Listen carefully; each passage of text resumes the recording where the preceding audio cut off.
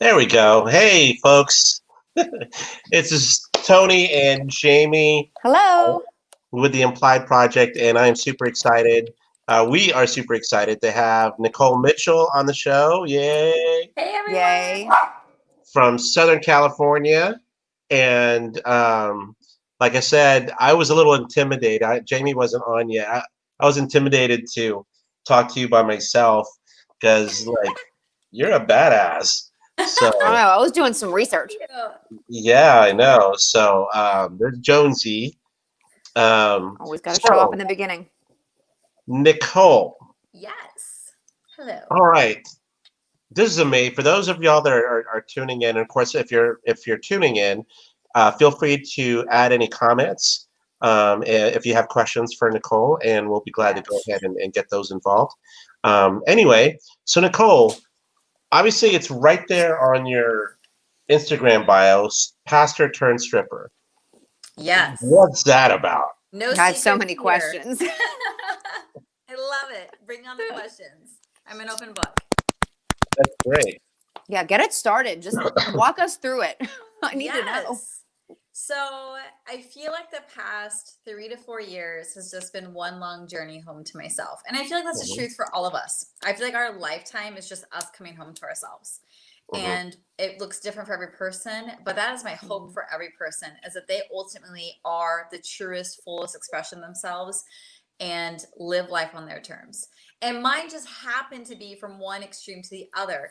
There's a lot of rumors going around that, like, I did it for publicity, I'm trying to do it for attention and like whatever, but it just was my journey, and it's been a 4-year journey, and I finally came out publicly about it, even though all my friends have known, because I just felt like if this can help someone come home to their truth and step into their fullest expression, then like to me it's worth it. So I grew up in a very religious environment, grew up in church. I was raised Baptist. I like was in it. That's where my friends were. That's where my community Girl, was. same. Whole life. Oh my God, same. We have to talk. I wasn't a pastor though. Yeah, you got me there. Well, yeah, but in the Baptist tradition, women are not allowed to be pastors. So I grew up in that tradition where women are not allowed to be leaders. And as someone who's like a natural leader, I tried really hard to fit the mold that was expected of young girls and young women growing up in the Baptist community. So in my late 20s, I went to my very first church that actually had women leaders. Radical concept in the 21st century for Nikole Mitchell. Were you Southern Baptist? Because I know there's differences. Lots of different. I was Independent Baptist. Okay. So very similar to Southern Baptist. Okay. Yeah.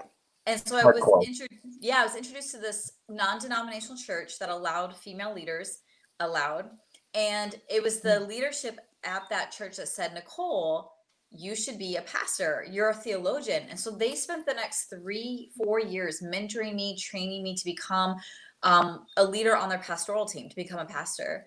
And that was my first coming out experience to my family and friends because of the community I was raised in, where women are not allowed to be pastors. So that was considered radical. So if you can imagine me becoming a pastor radical, then you can understand or get a pretty good idea of how they handled the news when I became a stripper. It's off the deep end. Yes, actually, I don't have to really imagine it. Yes. And so I did it. I did pastoring work for a few years, and the higher I rose up, the more I realized this isn't what I want to do. I'm very controlled. I'm very censored. I'm very, like, they controlled the image I portrayed. I was very limited in what I could be. Like, I am queer, but I was closeted back then because my church was not affirming. And so, like, there's so much I was still holding back, even though it looked like I had this glorious life of speaking on stage, thousands of people. I don't know, being a public speaker, being a pastor. And I just realized that this wasn't actually wasn't the truest expression of myself. And so I left the church, stepped into the unknown, not sure what was going to lead me. I had no plans to become a stripper the next day.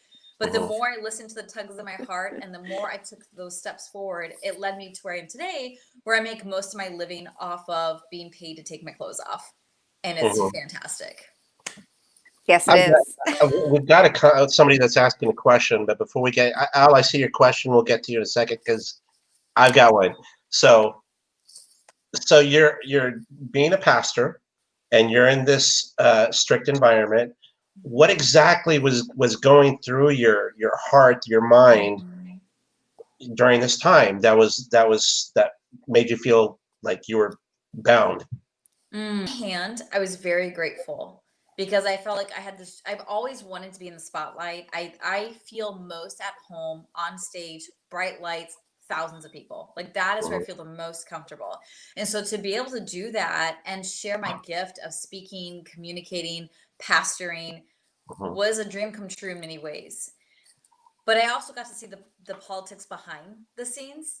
And that's where I got really disillusioned and where a lot of turmoil happened, where me being queer was not fully acceptable, or I'm biracial, where my biraciality I was told was not important.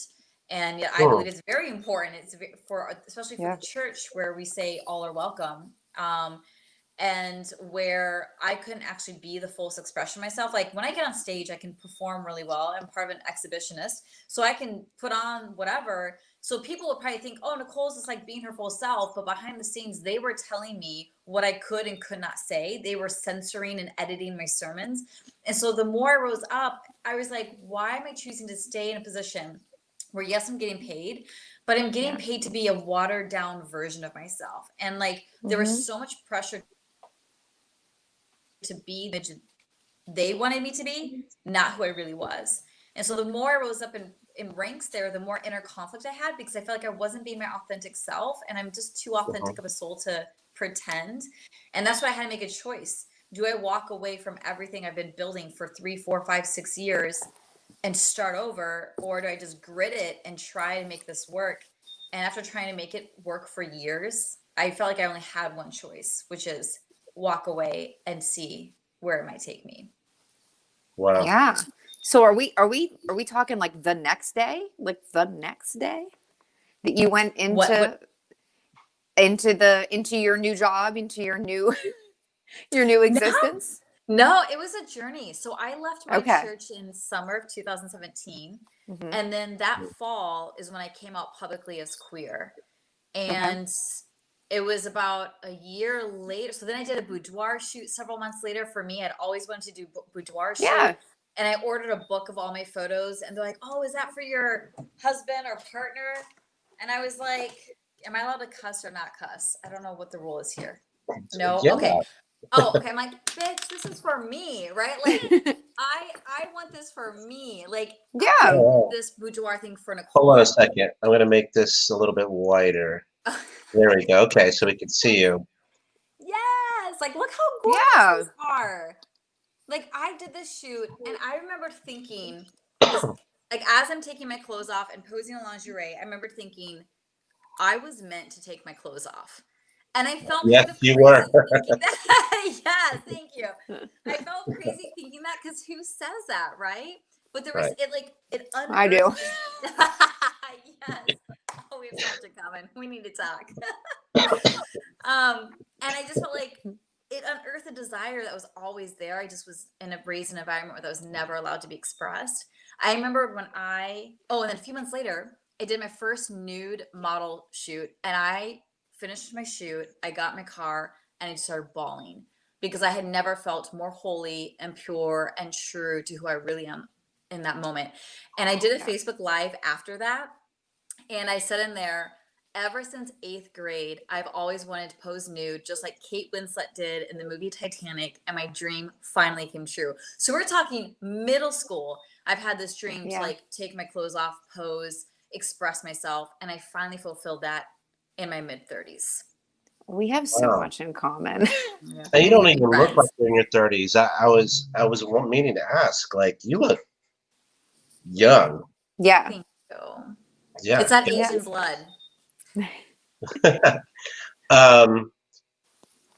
Do you have children? I do. I have 3 children. They are 10, 7, and 5. 10, 7, and 5. Okay. Were you married at the time, or just? Yes. I just got divorced in 2020, the year of clarity. Of course. But we're on good terms as an amicable decision, and had an amazing 11 years together. Okay. And during this time, did your husband know that you had these feelings? Yes. And I actually give him a lot of the credit for why I am where I am today.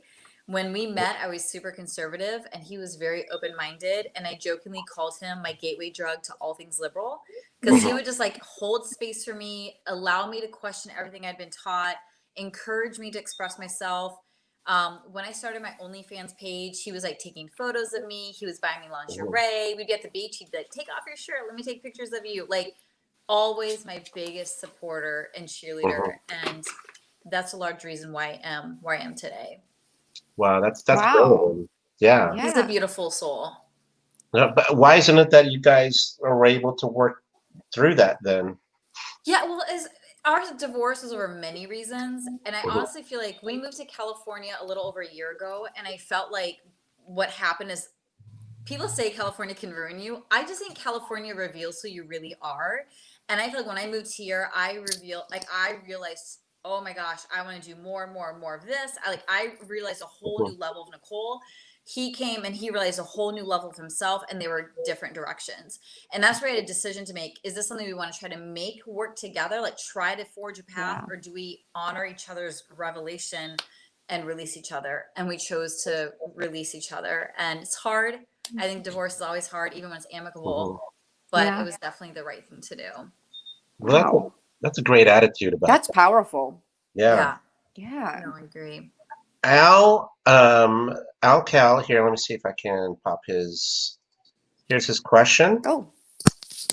What's your take about your ideas impacting your children, specifically probably your future hardcore stuff? I'm not sure where this is getting at, but Al, this is such a great question. So thank you for bringing it up.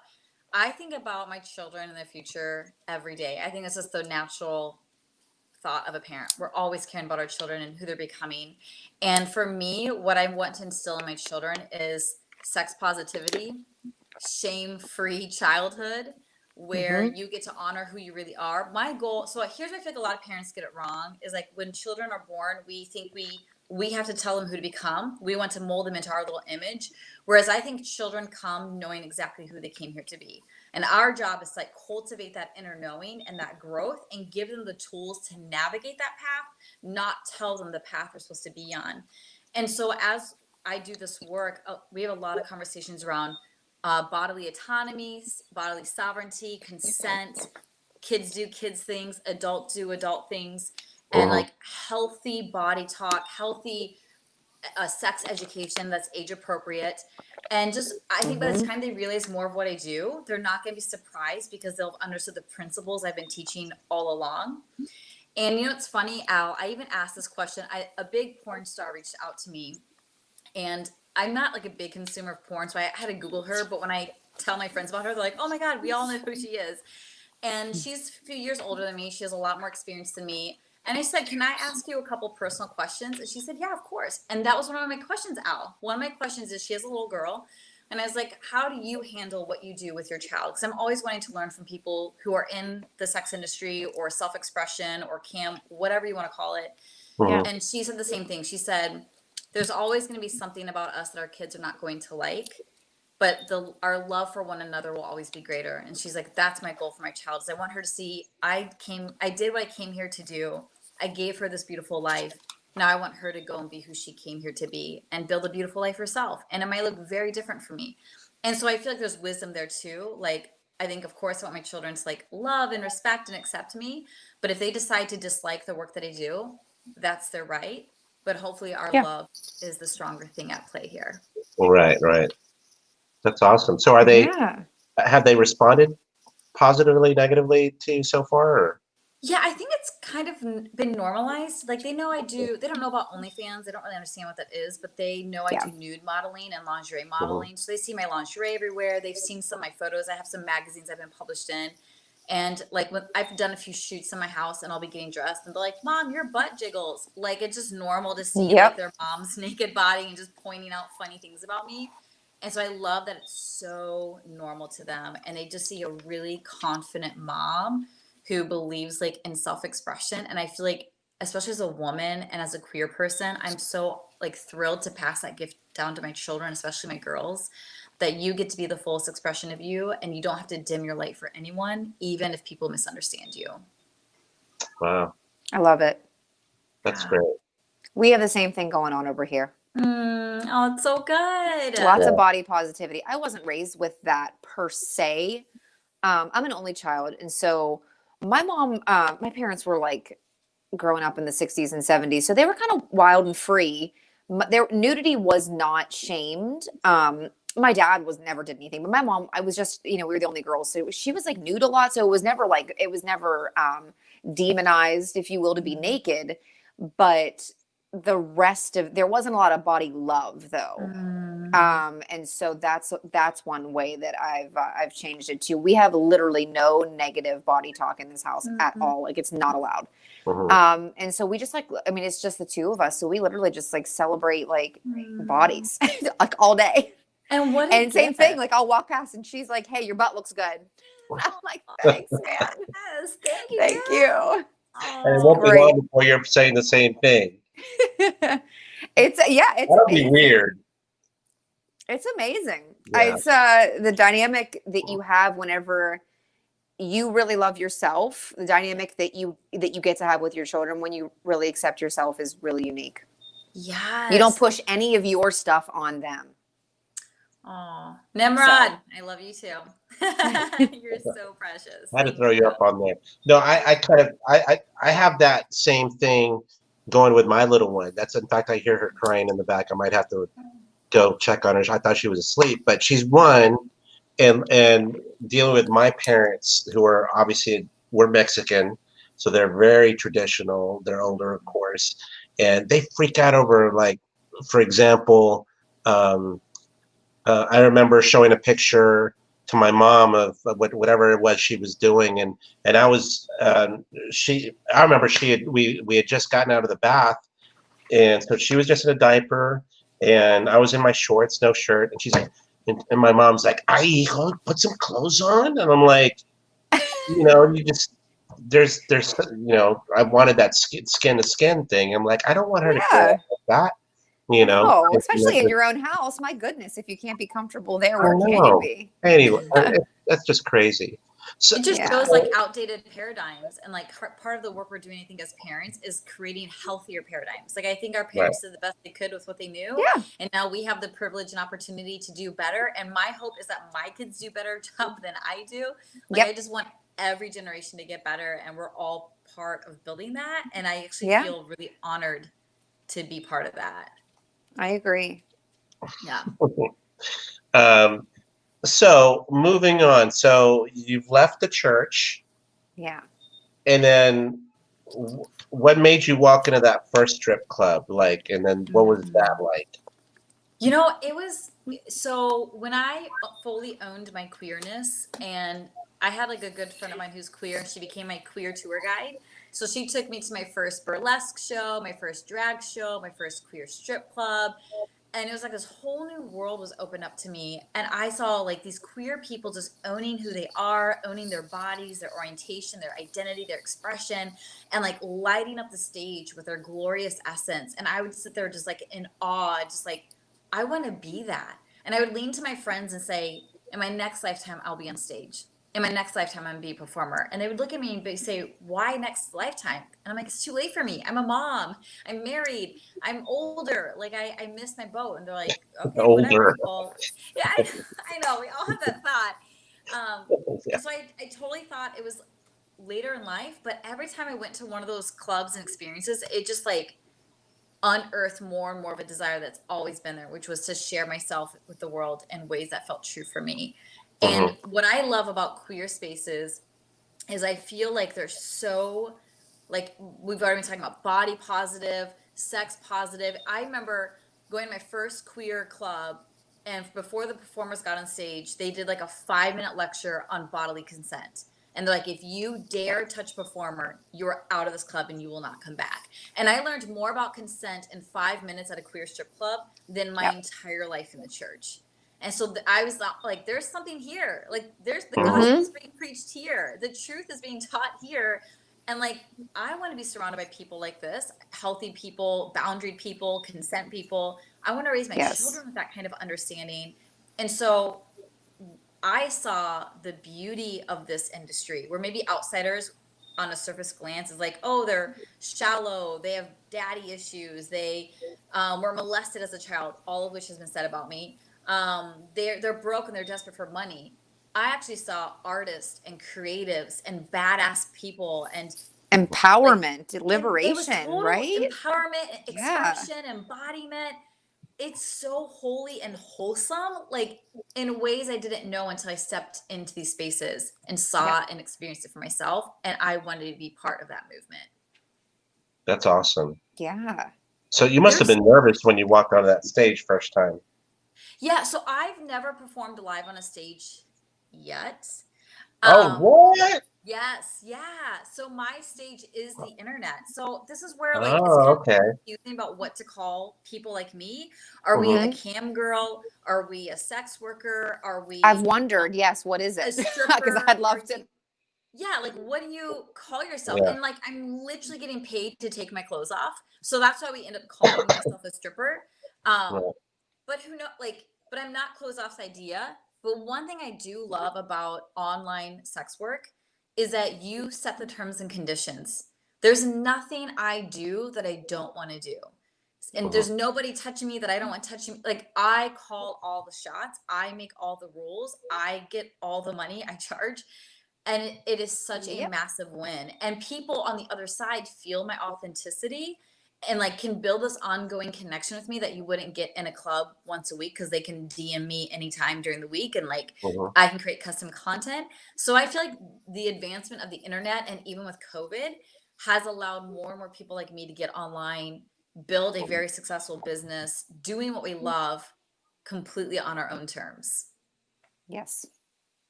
Wow. I started mine during the quarantine.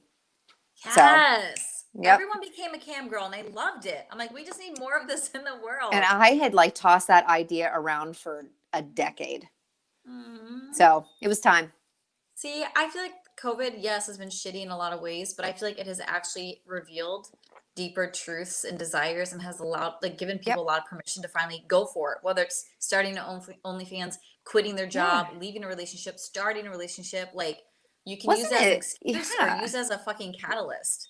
Wasn't it interesting too how it was like we were given this false sense of like no community when we were isolated. So it was like all of a sudden I felt like I wasn't being judged, even though it didn't matter to me if I was being judged before. There was some weird comfort in there where I was isolated and I felt somehow protected from the eyes of everybody.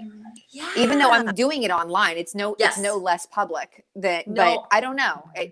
I felt more empowered to do it during that time. And I was like, whatever. Do you know what I mean? No one will see me in real life, so they can't call me out on it.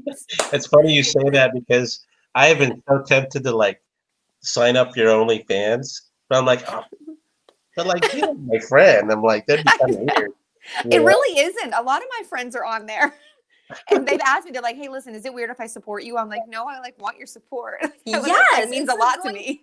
It's going like to a strip club and tipping your friend who's a performer. Yeah. Like, I feel so loved. Like it feels like I feel a little weird because like I had a girlfriend message me like, oh, me and my husband joined your account. And I like started cracking up. So I'm like, I never thought I'd be like taking off my clothes in front of my friends. But I still appreciate the support and love. I'm here for it. Same. That's funny. But see, I would be like, I would feel restrained from wanting to say, hey, can you do this for me? You know, I'd be like, no, that's my friend. You know, even though I may be thinking those thoughts, I'm just being honest. I get it. You know, I had that though. I just think like what sex work or self-expression work, whatever you want to call it, like what it allows and fosters is really good communication. So I've had friends, guy friends who've joined and asked like, hey, I want to ask for this kind of content. Is that something you feel comfortable with? And I love that because like they're checking in, they're expressing their desire, but they're also respecting like me possibly not wanting to.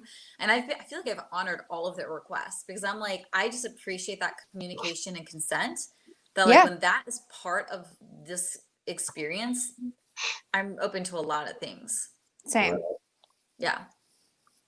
Hey, Miranda Marie. Hello. Hey, thanks for being here, Miranda. It's just me.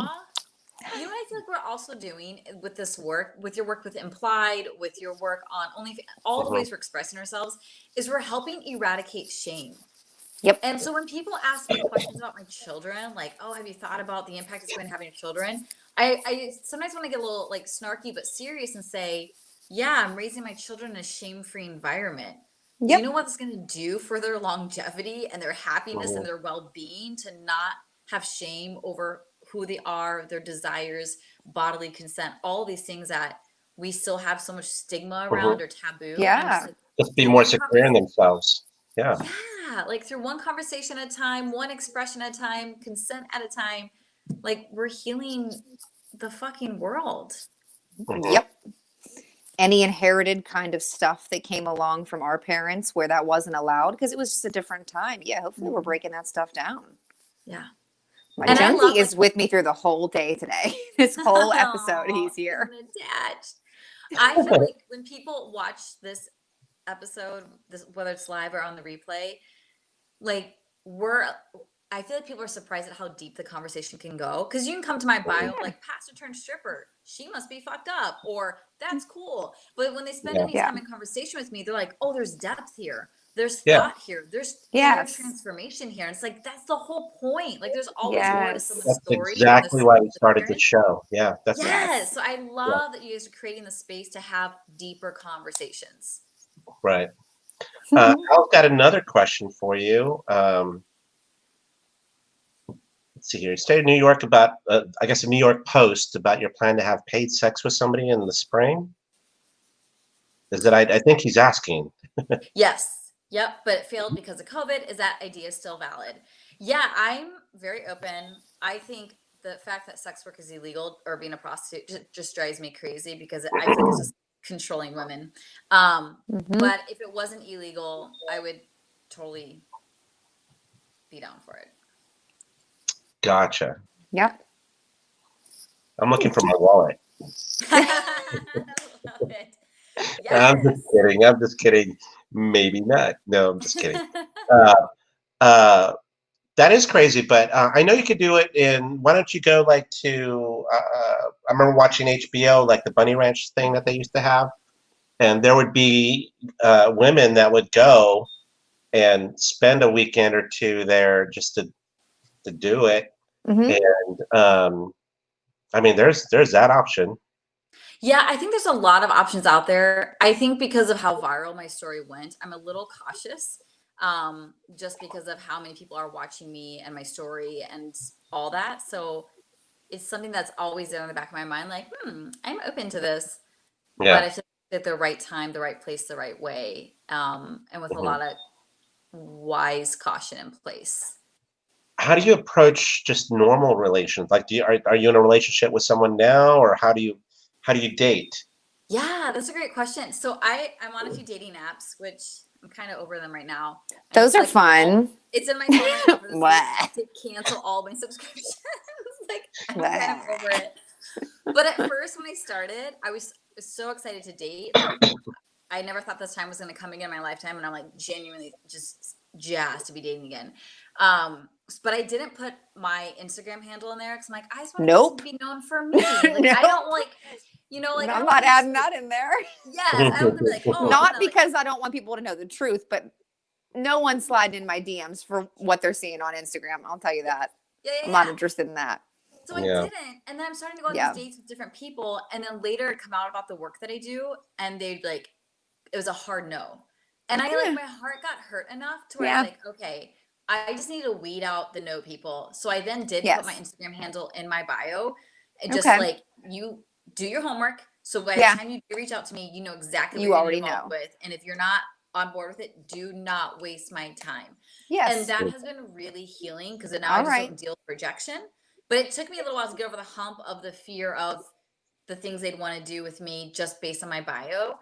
But I think anyone who spends 5 minutes reading anything I write or watching any of my stories beyond my sexy photos, they'll realize Nicole's a full human, dorky, messy, goofy, sexy, all the above. And you get to decide if you want to partake in this or not. And so now I'm having fun dating, and it's with people who know what I do, fully aware, and it's fantastic. I'll have to consider that. Yeah, I appreciate the transparency. I mean, I guess I'm not really saving anyone myself from anything because I end up saying it in the first date anyway. You know what I mean? Yeah. Or it comes up in conversation. I certainly don't hide it. Right. My biggest fear was not the rejection, but someone getting to know me in order to thinking that they're going to get something they're not going to get. You know what I mean? Yep. That was my Yeah. biggest fear, that, and I don't have a ton of free time because I'm a single mom. So I'm like, God forbid I would be like on my one date that I'm allowed to get per week. And it's with some guy who thinks that he's just going to sleep with me. And I really didn't have to was waste one of that time. Yes, that was one of my biggest fears too. And then that's when I realized we're incredibly intuitive beings. And so I feel like we can pick up very quickly in DMs and texting conversations that like he or she's in it for something more than what I'm ready to give. And so I just pass or ghost or whatever. So yeah, I think you'll know long before you get together with that person in person. Guys, real quick, if you ask me a question, I like don't answer, I get these weird little blips that like things go weird. It goes black for a second. So if you ask me something and I don't give an answer, or I give the weirdest answer in response when I get back, I apologize. Oh, no worries. Okay. Surprise answers. You know what I'm going to say. Nikole, I was going to ask, I'm assuming you're probably dating both guys and girls? Yeah, I you know what's so funny, because I've been dating men most of my life. I know exactly how to play that role. I can manifest men dime a dozen. It's crazy. When a woman reaches out to me, I become like a schoolgirl and super shy and like I don't know what to do and I don't know what to say and like I'm scared. And I'm listening intently. Please continue. But I just had an amazing date with a trans person, and it was fantastic in every way. Love and that. It was like my first official queer experience. I had like a little bit of queer stuff here and there, but that was like my first full experience, and I was like, bring it on. More, please. But I am excited. Miranda, she wants a girlfriend now. Miranda, me too. We're pretty amazing. Me too. We all want girlfriends.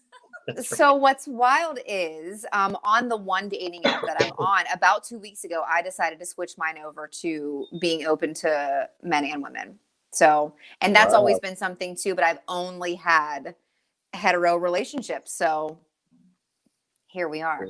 Here we are. I'm embracing the authenticity. It's who I am. It's who I've always been. My close friends know that. It was just not something I ever dove into, but I'm ready for that too. So, well, I have a theory. Here we go. I don't want to say what it is, and Nikole, you can answer and hopefully prove or disprove my theory. I'm guessing that when you're dating a guy and a girl, the difference, I would think, being that guys are so used to that traditional male-female relationship kind of thing, that when they find out what you do, or even if you weren't doing that, just guys, how do I put this? That they get intimidated. Well, you girls, both of y'all can confirm this, that guys get intimidated by confident, sexy women. You know, they always say, I want the hot girlfriend or whatever, but then when they do, they get insecure or they get possessive and all that. Do you feel that dating women that you get that same thing is what I'm asking? Say that last question again. You froze a little bit for me and I didn't hear the last part. Do you feel that when you're dating women that you get the same kind of attitude, whether it's insecurity or possessiveness, is it different dating women? That's a good question, Tony, because I've not dated a woman yet. You know, I've actually done one virtual date with a female celebrity, and that was fantastic. And I totally would go on a date with her in person, but we haven't as of yet. Nikki, you can contact me. I'm down for going out for an in-person date. So I don't know. I've only dated all cis het men or a trans man, and I haven't been with women yet. And it sounds like, Jamie, you haven't either. I missed part of that. Have you gone on any dates with a woman? No formal dates. I look forward to doing that hopefully soon. The best answer that I have for what you were talking about, Tony, is I thought about this a lot. I think coming into the idea of like what I think about right before the first date with a man, whatever it is, I don't mean nervous. Nervous isn't the right word, but whatever reservations I may have, when I considered going into a first date with a woman, all of that was gone. whatever reservations I had, maybe worried, like, worried about my safety, concerned about, like, I don't know. I feel like I just come into it with it on a more even playing field. That's a good point. And so, I mean, I don't know. It's all theoretical at this point, but I'm hoping. I feel like we just come in with a different understanding. Fingers crossed that that's true. We'll see. Jamie and I will go on a date, Tony, and then we'll get back to you. We'll let you know how it goes. As long as I get to, like, can I pay for whatever thing I want to watch? We're probably just going to have conversations about life for quite some time. Coffee. Just so excited. I'm going to be like this. Wait, I have to ask my question. What's your zodiac sign? Oh, there you go. Do you have any guesses? I'm not into, like, I don't know it well enough, but do you know where you can guess? I don't. The only thing that popped up for me, and the thing is, I don't even know why it popped up, because I don't feel like your behavior tells me this, but for whatever reason, Aries came out to me, and I don't know why. Okay. I'm Pisces. Okay. With something rising. I don't know. People who always like, oh, you're Pisces with this rising every time. And I'm like, okay. I wonder what and your then rising is. A little bit about it. I'm like, oh, that is me. You are very dominant for a Pisces. I'm a Cancer, but Pisces is like one of the babies of the zodiac. So you definitely have some strong rising. That's where the Aries came from for me. Okay. Yeah. Yep. Interesting. Yeah. Yes. But the mentality is all there for Pisces. Everything else is that makes a lot of sense. But you have a very strong personality. A lot more, like, wonderfully dominant than most Pisces I know. So now I'm going to need to do your chart at some point. Yes, please. That's for another day. Tell me more. We need to have a part 2 follow-up interview after Jamie and I have gone on dates with women. I was thinking the same thing. I was definitely thinking the same thing. What I was going to ask now, because part of what we had been talking about previously is the fact that the show and the whole thing is about meeting you guys as real people, and it's more than just the sexual part, the TNA and all that. Going from there, obviously, when you're in your background, you do a lot of life coaching too. That's something else. That's another aspect about yourself that I find fascinating. Tell us more about that. Like, what do you do? How do you get into that, and the people that come to you? Yes, I'm a life coach. This is my 3rd year as a business owner, and I love it. Like, I literally get paid to make people's wildest dreams come true. So people will come to me, and it's for all kinds of things. They want to make more money. They want to start their own business. They want to transition from this high profile career to something completely differently. They want to have a better sex life, better orgasms, like whatever it is. And like all of it comes true when you work with me, because I think just emotional reasons and very practical reasons. Like when people come to me, I'm usually the one person in their life where they can tell their deepest desires to, because I'm not going to think they're crazy. I will never think you're asking for too much. In fact, I will always tell them, you're asking for too little. Let's dream bigger. Let's ask for better. Let's get more. And then I help them with like the energetic to make it come true. So a lot of us feel unworthy. We feel unsafe. We feel undeserving to ask for what we want, to get what we want. So a lot of us becoming wealthier, becoming happier, becoming healthier isn't because of practical reasons. Most of the time it's because of energetic reasons, because we've been convinced at some point that if you become rich, you're going to become an asshole. Or if you start this career, it's going to tank in 5 years. So we have to work through all of those blocks. And then from there, it becomes easy to make more money, find the love of your life, start your business, make 6-7 figures, whatever you want. And I give you like the practical tools to help you do that. So I work one-on-one with clients. I run a mastermind for next level leaders. I teach digital courses throughout the year. And I think a lot of people come to me because they see me living both and. I'm both a badass business owner and I'm a fully expressed individual. I'm taken seriously and I can be sexy, right? I'm respected and I get to be risque. I get to have a career and I get to come a lot. Like I get to have it all and I'm this embodiment of it. And people are like, oh, I don't have to separate. I don't have to live fragmented. It's possible to be successful and sexy. And they want that version of that. Doesn't mean they have to become a stripper or a model or any of that, but they can bring all parts of themselves together and watch that it never is a detriment to their success. It is the path to their success. That's Love awesome. that.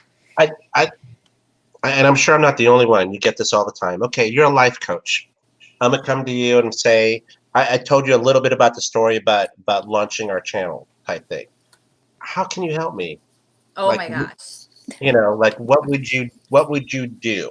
Like, Yes. that's because as a life coach, I'm like, what really can you tell me? Like, you're just gonna talk to me, you know? Yes. Yeah, yeah. Because a lot of people think like, oh, a life coach is like a cheerleader. Yay, go Tony, go Yeah, podcast. exactly. And it's like, why am I paying you for this? So Yeah. it's the same thing about my modeling. On the surface, you can judge it like, oh, it's just like you pose sexy, big deal. In order for a woman like me to feel comfortable to pose nude, pose in lingerie, pose erotically, I have to feel safe. I have to feel worthy. I have to feel comfortable. I have to feel deserving. Before I can ever post that work publicly, we've all had to do a lot of inner work to get to this point, right? Yep. And so same thing Absolutely. for you and your podcast. It's like, oh, you want to launch a podcast? Cool. What's the deeper reason here? Tony, what are you looking for? What are you hoping to achieve? What's the movement you're creating? What's the culture you want to establish? And when we can find and unearth this deeper desire, and then we identify, is there anything that you're afraid of in this process? Well, I feel like no one's going to care. No one's going to tune in.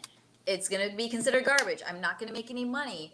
And if that is a fear that we don't address, that's actually going to hinder our own drive to Hmm. promote our story, to pitch high profile interviewees or whatever. So we like do deep inner work, and people don't know exactly what that is until you have a session with a really good life coach. And like a lot of my clients cry on my calls because they go in thinking, how do I grow my podcast?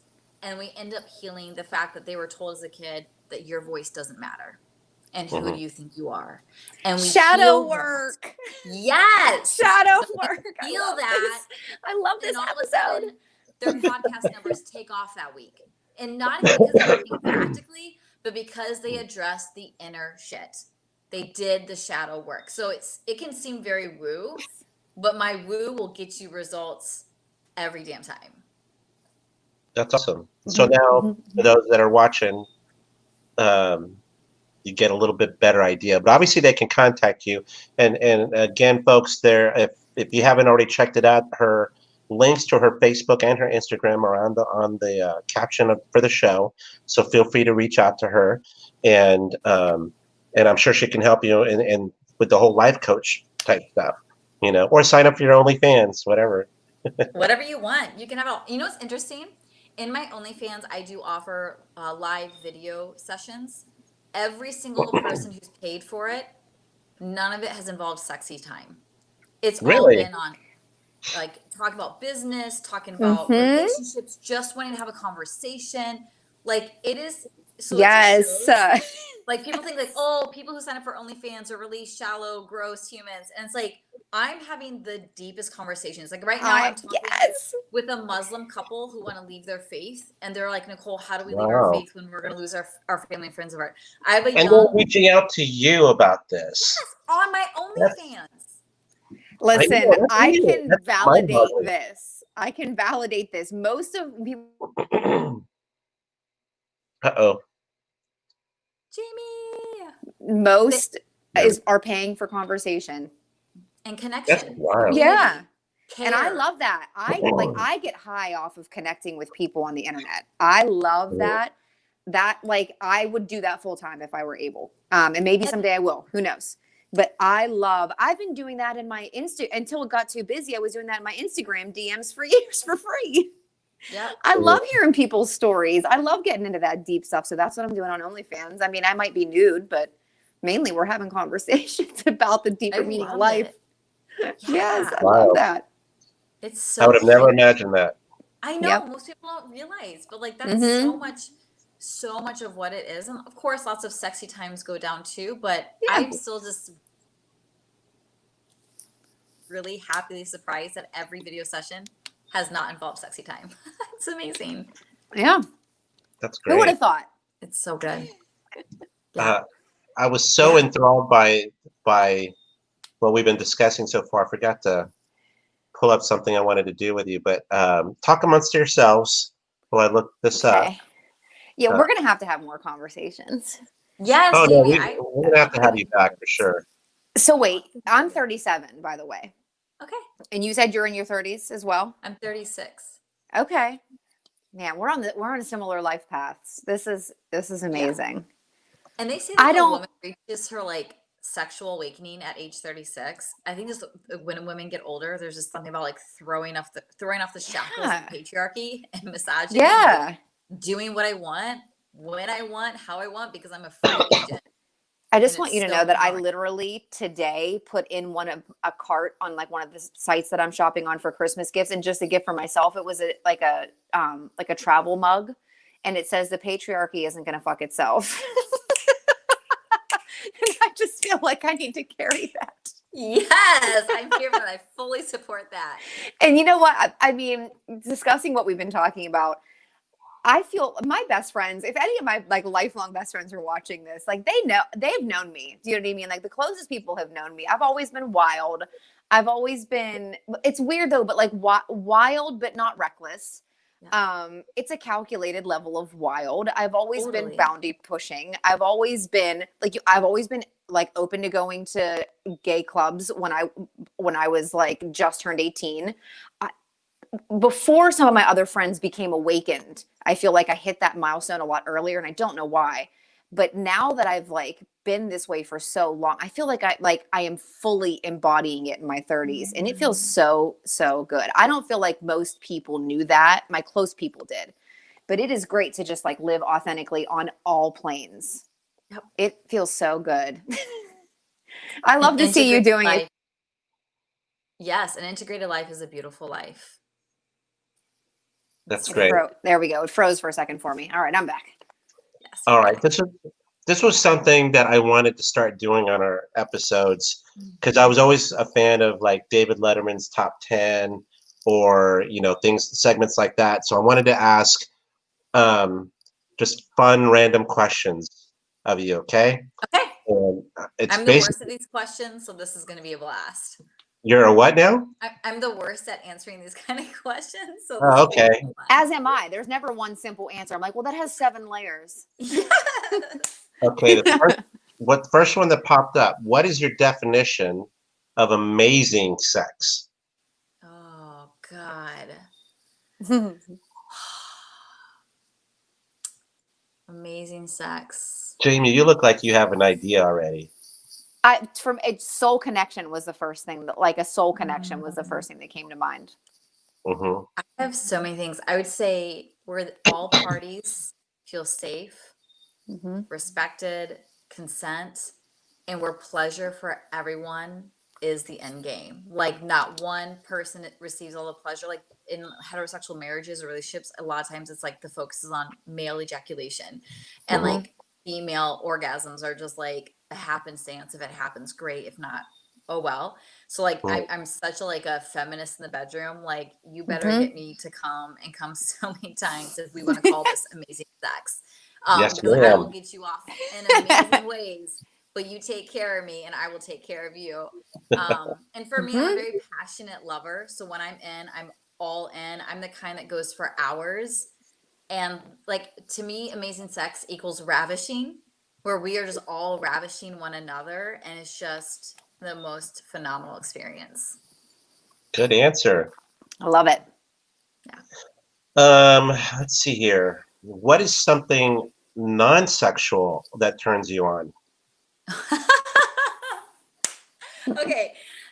There's this lovely soul that I'm dating right now, and I was at his house, and he's hanging up garland for the holidays on his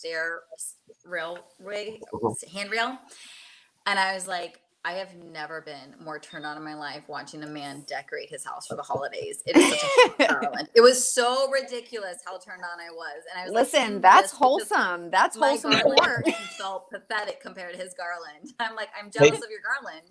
Does it count that I have my Christmas stockings up already? Yes, I love it. It's the little things. It's the little things. What about you, Jamie? Oh, I'm gonna. You know what? When a man cooks for me. Oh, girl, that's on my dating app. I have Yeah. if you cook ... swoon. Like if you cook for me, I'm a goner. like that for such a long time. And I just, when someone wants to take over some kind of service for me, I'm like, thank God. Or like take my car to get inspected. Like, that's so hot. Totally That's so agree. great. Totally agree. All right. Okay. What's the next one? I love these. These are all sexual so far. Hold on. If you could have, well, this is kind of a standard one. If you could have sex with any celebrity, who would it be? And what do you think it would be like? Ruby Rose, hands down. Who? And Ruby Rose. She was in Orange is the New Black. She's in Pitch Perfect 3, and she was the Batwoman last year. Yes, yes, I know who you're talking about now. It would be mind blowing. It would be mind blowing. I feel like I have 7,000 answers to that one, so I'll just skip that. Pick one. Pick one. First one that pops in your head right now. It would have been Prince. Prince. Really? Jamie, That was my first crush. Okay. In common. That was my. I mean, the androgyny and the sexuality, and I can't. Yes. I can't handle him. He is the only artist I have on my walls, like printed art of him. Like he's just amazing, iconic. Yes. Yep. Okay. That's a fantastic threesome right there. Anyway, keep going. Let's see here. I'm trying to find a good one here. If you could time travel, when would you go? I already know my answer. I've thought this since I was in elementary school. I would go back to meet and be in the space of indigenous people of America before the Europeans ever. Good answer. Interesting. Random. I just have always had a heart for indigenous people and would have loved to see their life before it was colonized. Yep. Huh. I would let mine be totally at random. Like I would just like let the thing do like a random choice, and I'll just make do with wherever it takes me. I have no tie to it. Just wherever it wants to send me, I'll go. That's amazing. Cool. Yeah. Okay, one more question here. Let's see here. Well, I think you guys.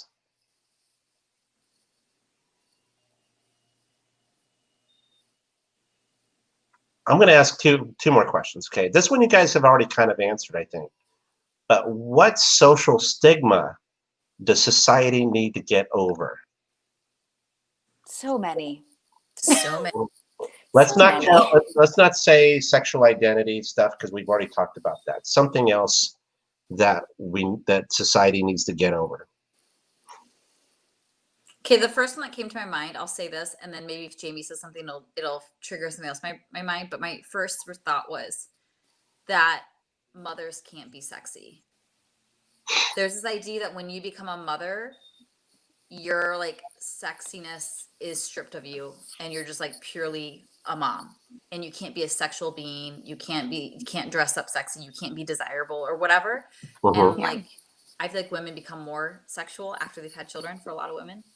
Agree. So the stigma that women can't be sexy after they have children would be mine. But I'm curious to hear Jamie's. There's so many. Yeah. Honestly, I don't know. This one isn't so much of a stigma though. It's just I feel like all of the ones that are popping in my head right now are all like basically just breaking down old, outdated barriers, whether it be patriarchy or political stuff. You know what I mean? I just really would like to see the whole world change, essentially. I don't have a stigma though, right off the top of my head. The one that popped into my head when I read that question was just, again, I don't know if it's a stigma, but it's more of a how people get classified. I was at my mom's house with the kids, and my little 4-year-old boy, he put on a pink hat, and my mom was getting on him about, it's like, that's a girl. I'm like, Mom, let him wear the hat, you know? Yep. And I was like, I don't want that in his head. You know? Yes. Okay. I'm piggybacking on yours because I agree. Like teaching little boys that crying is a wussy thing to do. I can't. Yeah. Any of that stuff. Yeah. I can't. Yeah. I can't deal with any of that. My baby girl, she's all into her brother's trucks. And That's my mom said great. about that. She was like, she should be playing with dolls. I'm like, get over it. Toys are toys. Why? They're Yeah. not for genders. They're just for kids. Yeah. Yeah. Yeah. Okay. I like that. I'm gonna jump one in real quick. Okay. Age.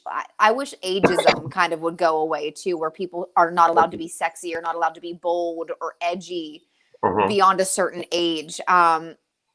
Especially with the divorce rates that we have in this country and in the world, people like are single constantly. Do you know what I mean? Like, why can't someone that's older be sexy or be edgy or be covered in tattoos or like why not? Yeah. In my 20s, I probably wouldn't have given two shits about that, but now that I'm 37, I do. So That reminds me, there's a really successful OnlyFans account run by a GILF, a grandma. love it. And Love I'm it. like, That sounds familiar. What was it again? so badass. She identifies as a GILF, and I don't remember her name. You can just Google like successful GILF on OnlyFans. I've heard that one. Yeah. She's in her Yeah. 60s and she's in lingerie. And I was like, get it, girl. There's a You know who niche you for are. everything. Yes. Mhm. There's Yep. an audience, a customer for every Yep. niche. Own your shit. Sell those goods. Yes. I love that. I love I'm it. probably too. going to go subscribe to her. Go support her. Yes. Yes. That's funny. Well, we're coming upon the hour, so I don't want to keep you up any longer.